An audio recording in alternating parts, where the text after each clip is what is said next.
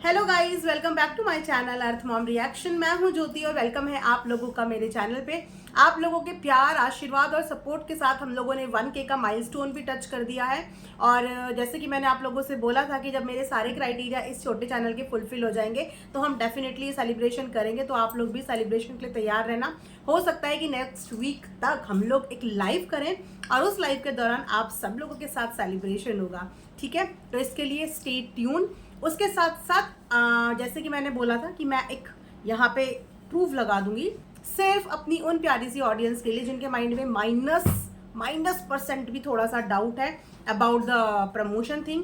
तो मैं उसके लिए यहाँ पे लगा दूंगी। तो आप यहाँ पे देख लीजिए गाइज, मैं डायरेक्ट कंपनी के साथ ही काम करती हूँ, मीशो के साथ ही, और वहाँ से मुझे इनफैक्ट मैनेजर भी अलॉट हुआ है। और मैं किसी भी थर्ड पार्टी या किसी के अंडर में काम नहीं करती। मैं इंडिपेंडेंटली सेम कंपनी के लिए काम कर रही हूँ और अपने मैनेजर की गाइडेंस के हिसाब से काम कर रही हूँ, जिसके लिए मुझे खुद अप्रोच किया गया था और मेरा चैनल इस चीज़ के लिए खुद शॉर्टलिस्ट हुआ था।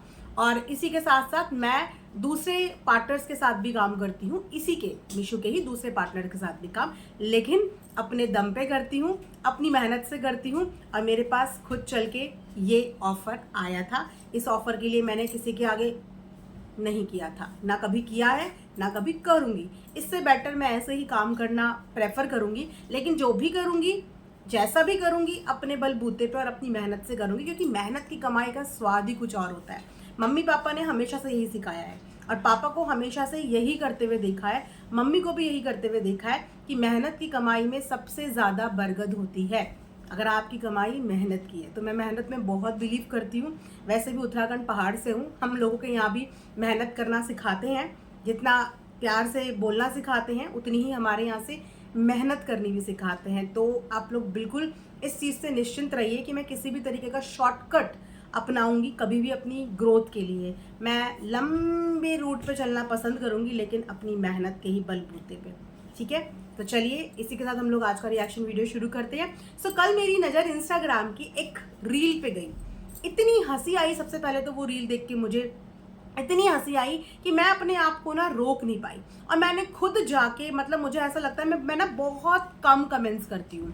मैं कभी किसी की वीडियो पहले देख नहीं पाती, अगर कभी देखती हूँ तो मेरे कमेंट्स की संख्या बहुत कम, किसी किसी पर्टिकुलर जगह पे आपको मेरा कमेंट दिखेगा। ऐसे ही इंस्टाग्राम पे भी मैं बिल्कुल कहीं पे भी जाके कमेंट नहीं करती हूँ, लेकिन उस रील पे मैं खुद अपने पास से जाके कमेंट करके आई, क्योंकि मैं अपने आप को रोक नहीं पाई। इतनी फनी रील थी। आप लोग भी एक बार जाके चेकआउट जरूर करना। और अगर ढूंढने में परेशानी हो तो फिर से मेरे इंस्टाग्राम पे फटाक से आ जाना। JYOTI ज्योति _ देहरादून _ इंस्टाग्राम आईडी है। वहां पे मैं आपको वो दिलचस्प रील भेजूंगी, जिससे देखने के बाद अगर आप लोग हंसे नहीं ना तो आप बोलोगे कि दीदी आज तो आपने हमारा दिन बना दिया। ठीक है, और हंसी इसीलिए ज़्यादा आएगी आप लोगों को क्योंकि वो पूरी की पूरी डेडिकेटेड रील जो ऑलमोस्ट 1 से 2 मिनट की होगी, वो है हमारी जगत दीदी के ऊपर।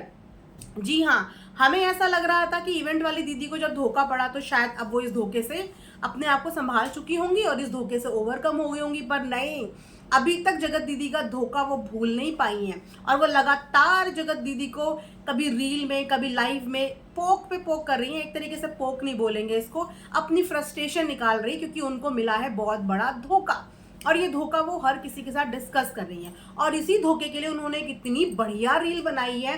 पीछे से जगत दीदी बोली जा रही है और जो उसमें गाना चल रहा है, गाना भी नहीं, डायलॉग्स चल रहे हैं, वो इतने फनी डायलॉग्स हैं, इतने फनी डायलॉग्स हैं कि आप लोग हंस हंस के पागल हो जाओगे। Must watch. हाँ, जल्दी से इंस्टाग्राम पे DM करो मुझे और मेरे से लिंक ले लो और खूब हंसो। उसी के साथ साथ इवेंट वाली दीदी ने कुछ नई चीज़ों के भी खुलासे करे। उनका कहना ये है कि ये सिर्फ मेरे ही इवेंट के लिए नहीं, मेरे थ्रू मैंने इनको 3 इवेंट दिलाए थे, वो भी अच्छी खासी रकम देके मैंने इनको अपने साथ साथ 3 इवेंट और दिलवाए थे। और जब मैं इनके घर में गई ना तो इनके घर का एक्सपीरियंस इतना अच्छा था, इतने प्यार से इन लोगों ने घर पे पूरा एक एटमॉस्फेयर बनाया हुआ था। मम्मी इतनी प्यारी, पापा, मतलब जो भी घर के फैमिली मेम्बर्स है इतने प्यार से कि मैं इस बात का अंदाज़ा ही नहीं लगा पाई कि ये पूरा का पूरा जो प्यार भरा सेटअप है ये एक्चुअली सेटअप है और ये रियलिटी नहीं है। इनके दिलो दिमाग में तो कुछ और ही चल रहा है। लेकिन जिस दिन मैं इनसे मिलने गई उस दिन इन लोगों के, बोलते हैं ना, सुर, ताल, एक्शन सब बदले हुए थे, सब बहुत प्यारा प्यारा दिख रहा था। और ठीक इवेंट से एक रात पहले ही इन्होंने ये बोला कि मैं इवेंट का हिस्सा नहीं बन पाऊंगी, जबकि इवेंट वाली दीदी 12 तारीख से लेकर इनको कॉन्टिन्यूशन में कॉल कर रही थी। 14 तारीख का इवेंट था, 12 तारीख से बंदी कॉल कर रही थी, लेकिन उनका कॉल ना उठाया, ना कोई रिप्लाई किया, ना कोई मैसेज दिया। लेकिन ठीक इवेंट से एक दिन पहले भी नहीं, एक रात पहले, जैसे कल इवेंट है और रात को बोला कि मैसेज करके कि मैं नहीं आऊंगी। ठीक है, अब उनके ना आने का रीजन भी इन्होंने बताया। उनके ना आने का रीजन ये था कि कहीं ना कहीं उनको कॉम्प्लेक्स हो रहा था। कौन सी वाली बहू से? हमारी भोपाली बहू से। उनको इस बात का कॉम्प्लेक्स हो रहा था और भोपाली बहू को स्पेशली सेलिब्रिटी ने अपने मुंह से हैप्पी बर्थडे भी विश किया है। और आप जानते हैं कि भोपाली बहू भले ही इनसे सब्सक्राइबर बेस में कम हो, लेकिन प्यार में बहुत ज़्यादा है। उनको लोग प्यार ही इसीलिए करते हैं क्योंकि उनका बिहेवियर ना डाउन टू अर्थ है और उनका बिहेवियर फेक नहीं है। अगर वो रफ लैंग्वेज बोलती है तो वो ऑन कैमरा भी बोलती हैं और ऑफ कैमरा भी, उनका यही नेचर है। लेकिन इनका ऑफ कैमरा जो नेचर था वो हमें बाद में पता चला और ऑन कैमरा जो नेचर था वो भी हमें बाद में पता चला। ऑन कैमरा तो खैर हम डे 1 से देखते हुए आ रहे हैं, बट ऑफ कैमरा नेचर इनका ऑन कैमरा नेचर से बिल्कुल डिफरेंट था। लेकिन भोपाली बहू का ऐसा नहीं था।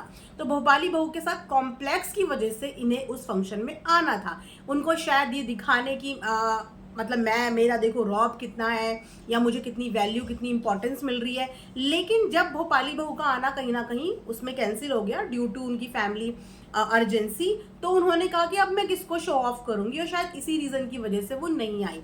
ऐसा जो इवेंट वाली दीदी है वो वहाँ पे बता रही थी और साथ में बता रही थी कि 3 इवेंट मैंने दिलाए थे इन्हें, 3 इवेंट दिलाए।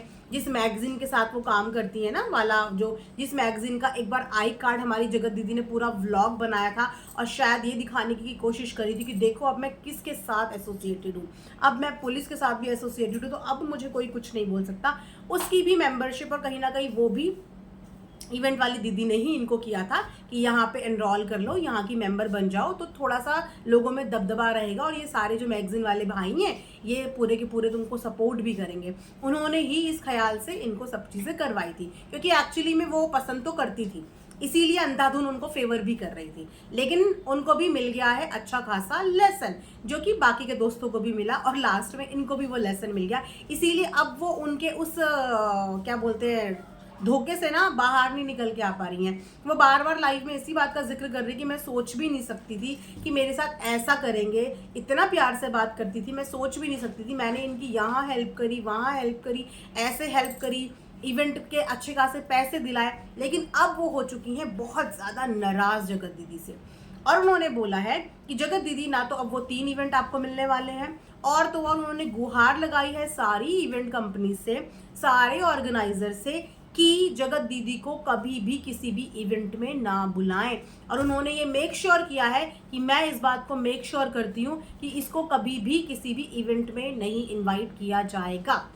और साथ ही साथ उन्होंने ये भी बताया कि जब जगत दीदी ने इनके साथ ऐसा धोखा किया तो इनसे धोखा खाए हुए बहुत सारे लोगों ने आकर इवेंट दीदी को क्या किया, अप्रोच किया। मेरे पेट ने नीचे से फिर से खराटे मारने शुरू कर दिए हैं, तो अगर पीछे से बैकग्राउंड में खराटों की आवाज़ आए तो प्लीज़ आप लोग उन्हें इग्नोर कर देना, ठीक है।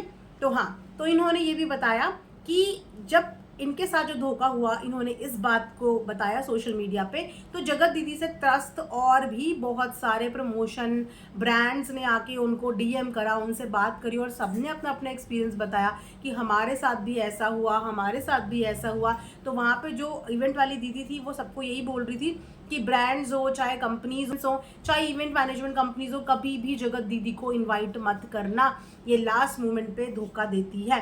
और वो बोल रही है कि जब तक मैं हूँ मैं कोशिश करूँगी और मेक श्योर करती हूँ कि इसको कभी किसी इवेंट का हिस्सा नहीं बनाया जाएगा। तो जगत दीदी ने अपने पैर पे एक बहुत बड़ी कुल्हाड़ी मार दी है, क्योंकि कहीं ना कहीं जगत दीदी के लिए ये एक अपॉर्चुनिटी थी किसी एक से बनाना, और उस एक के ज़रिए काफ़ी लोगों से बनाना उनके लिए एक्चुअली बहुत बड़ी अपॉर्चुनिटी थी। अगर वो दिमागदार होती तो इस बात को समझती कि ये उनके लिए अपॉर्चुनिटी थी। इसके ज़रिए वो कम से कम अपने पुराने फ्रेंड से ज़्यादा कुछ नहीं, एक हाय हेलो की जोन में तो आती और कुछ नए लोगों से मिलती, साथ ही साथ उनकी इमेज भी क्लियर होती और साथ ही साथ वो काम करने लगती। अभी तो उनका काम सिर्फ व्लॉगिंग है, लेकिन जब वो इवेंट के साथ जुड़ती तो नए लोगों से मिलती, नई पहचान, एक इवेंट से दूसरे इवेंट पे इनविटेशन मिलता, लाइफ में ग्रो करती। और जो इतने समय से इमेज खराब हुई है वो पूरी तरीके से तो पॉलिश नहीं हो सकती, बट एटलीस्ट कुछ कंट्रीब्यूशन लग जाता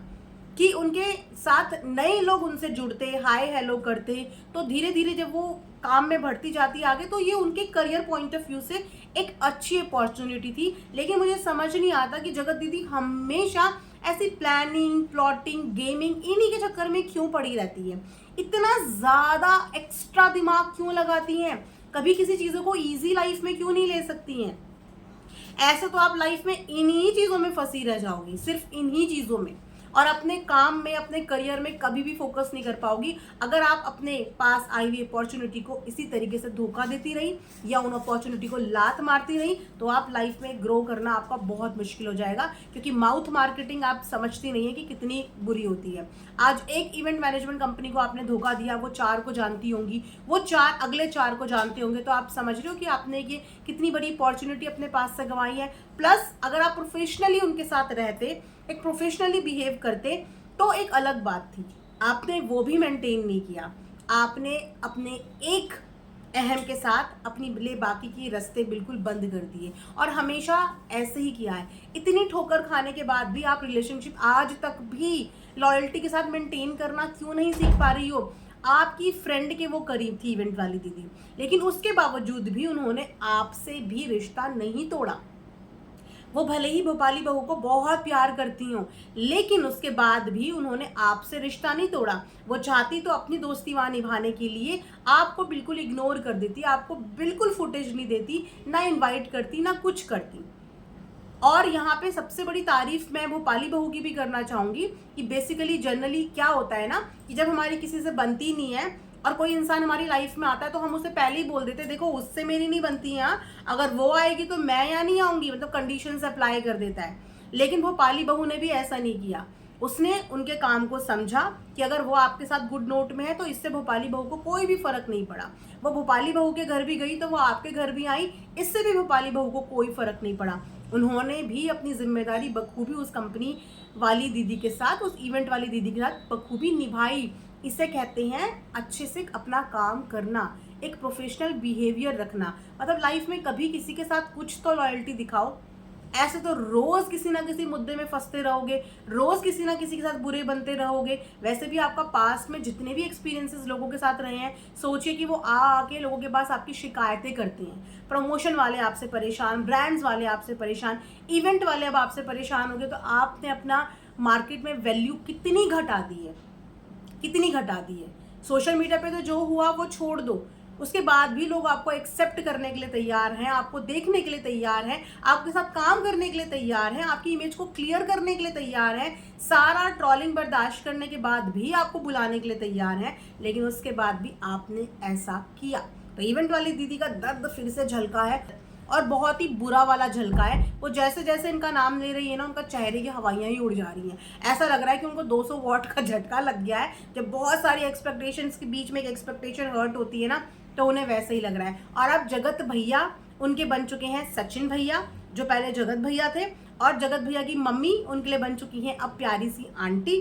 और हाँ, जगत दीदी का नाम अब जगत दीदी बन चुका है। जो पहले दीदी थी, प्यारी से नाम के साथ दीदी बोला जाता था, अब वो जगत दीदी बन चुकी है, हमारी और आपकी तरह। इसे कहते हैं ऐसे रिलेशनशिप पलटती है, ऐसे चेंज होती है, और ये सब कुछ डिपेंड होता है अपने खुद के नेचर पे। इसीलिए बोलते हैं इंसान को अपनी जुबान के साथ साथ अपना व्यवहार भी अच्छा रखना चाहिए।